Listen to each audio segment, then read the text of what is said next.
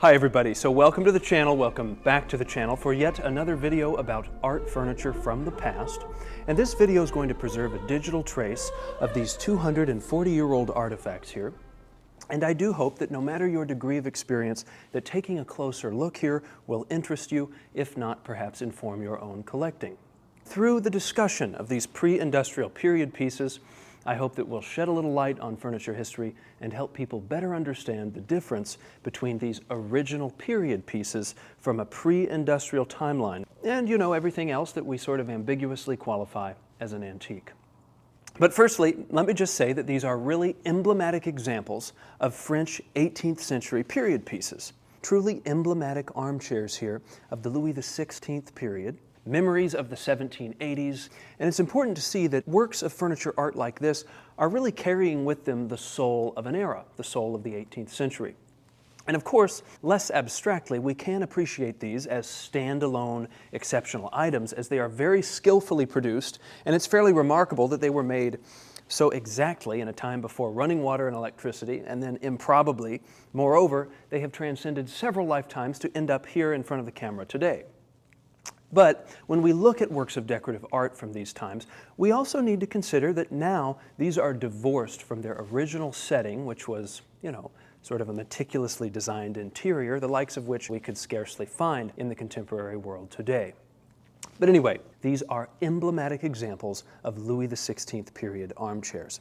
A very rare and sophisticated model at that, with this herald shape or badge-shaped back here, which descends into this wonderful point. And then we're going to notice the original two-toned lacquer, and then really just a completeness to the overall decor, which is very unusual, especially with regard to these friezes of carved heart spokes, which border all of the frames. And yes, the fabric does need to be changed, but that is really an afterthought when we look at these with a collector's eye, as these chairs really surpass many of the same variety that we're going to see published, as well as two that we can see here in the Musée Carnavalet, the key Parisian history museum. And so this comparative significance shows why I really wanted to do a video about these. But here, these specific chairs are also showing us the best of the work of a specific maker who worked in the south of France, as well as the best of this celebrated French style, perhaps the most successful in the history of the French decorative arts. Now, this Louis XVI style, though, it is in fact something that Americans can identify with, because Thomas Jefferson was famously in Paris during this period, and he brought back a lot of Louis XVI period furniture for Monticello, including two chairs which sort of approach these in overall concept, but which decidedly fall short in overall design in the completeness of the decor. So for anybody who's on the fence about these chairs, Thomas Jefferson wouldn't have been, and he would have eagerly been trading his chairs for these. But anyway, in the 18th century, furniture makers achieved their greatest dignity, and they made some of the most elegant furniture that they ever made. And then, of course, the Louis XVI style happens to be the most elegant of the 18th century styles. It corresponds in duration loosely to the reign of King Louis XVI from 1774 to 1792, but perhaps the style would have been more aptly named after Marie Antoinette. After all, it is rather lighthearted and a little bit feminine. But it is a neoclassical style. We see that in the symmetry, in the order here, in the rectilinearity, but we see that it's neoclassical and playfully so, without insisting too much, which will soon be the case in later iterations of European neoclassicism with, for instance, empire furniture, which is rather severe and monolithic, and it comes from a time about 20 years after these were made, when the French were literally masquerading as people of ancient times with academic precision. But here we see that this is a far more cheerful, playful, light-hearted neoclassicism, and that the angles and the lines are rounded and softened with subtle curves at every opportunity. Now, perhaps the iconic medallion-backed Louis XVI period chair is more recognizable than these, and it does serve as the model for the ghost chair, which many of us have probably encountered. And these ghost chairs are clear because they are, the ghost of Louis XVI, the ghost of the grand century at Versailles of this opulent time. So, if you've seen a ghost chair, even if you're not surrounded by Louis XVI period furniture, usually you have been influenced by and you have encountered this style. Now this model, albeit unusual, is as iconic as the medallion back chairs, but this one really presents all of the most desirable qualities of Louis XVI seating in general. And we're going to start again with this wonderful badge-shaped back here, which descends into a point. And then we're going to notice, of course, these things, if somebody would like to remind me in French or in English what they are called, but most chairs do not feature them, and if they do, these are often broken off. So we're lucky to see that both chairs here retain whatever those are called. And then here at the armrest, we're going to see that it is not blank, but rather that these armrests have been sculpted with acanthus. And then the acanthus rises up to some fluting. Generally here on these, we would just see some basic fluting, but here we have the acanthus, fluting, which is rudente, meaning that there's a convex flute that rises back up the concave flute. And then to the top of the armrest here, we have more acanthus, the lacquer over which has been charmingly worn off by, let's say, centuries of palms resting here.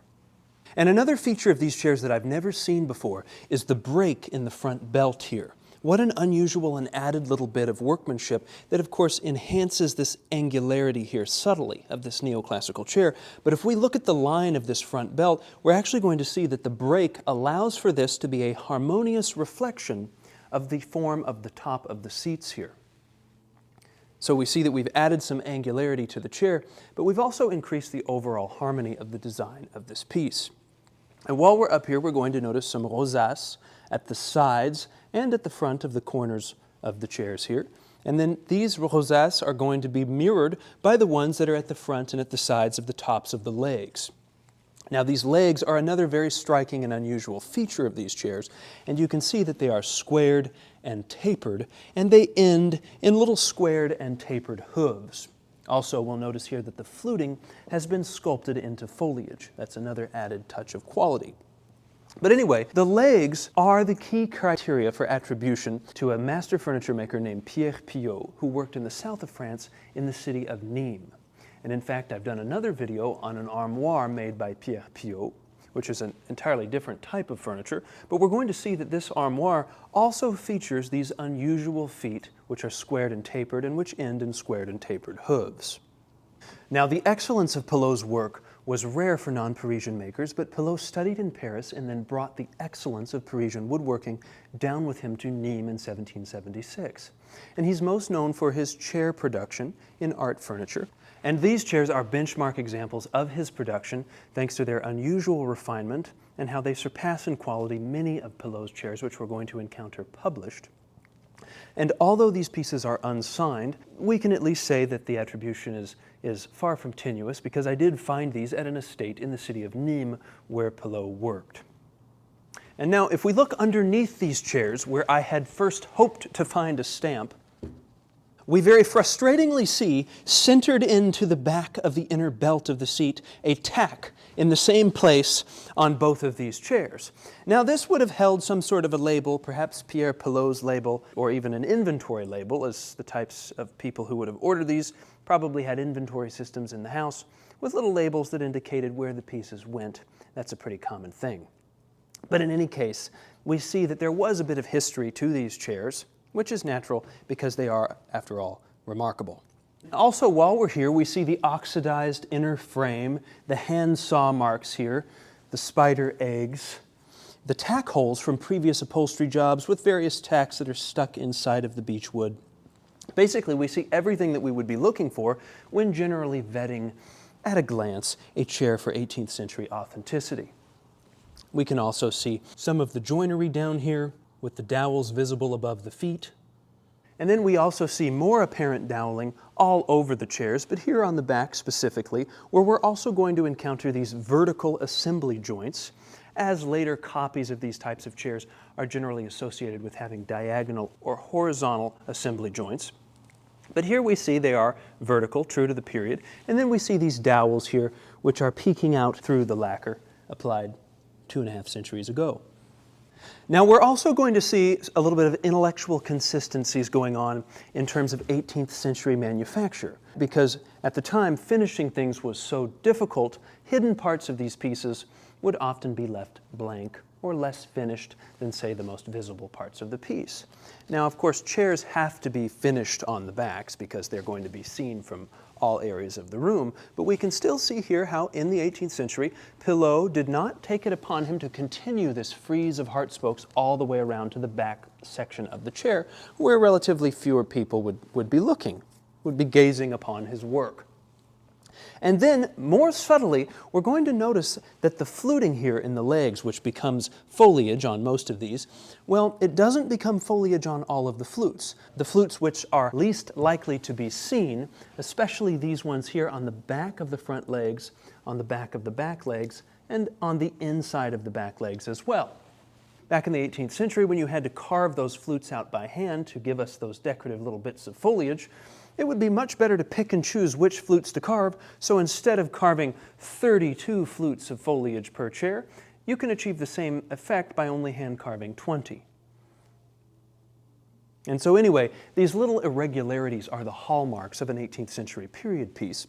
And we're going to see that the entire surface of these pieces is really shimmering with these irregularities, whether we're talking about the patina, the spots that have been worn off with use, with age, or with movement, or the simple fact that these entire chairs have been put together by pieces of hand-sculpted beechwood, meaning that we're going to see that the flat surfaces are actually subtly undulated, these little irregularities that are left by the hand of the maker. And of course, in comparison, a machine-made copy is going to be dry and lifeless.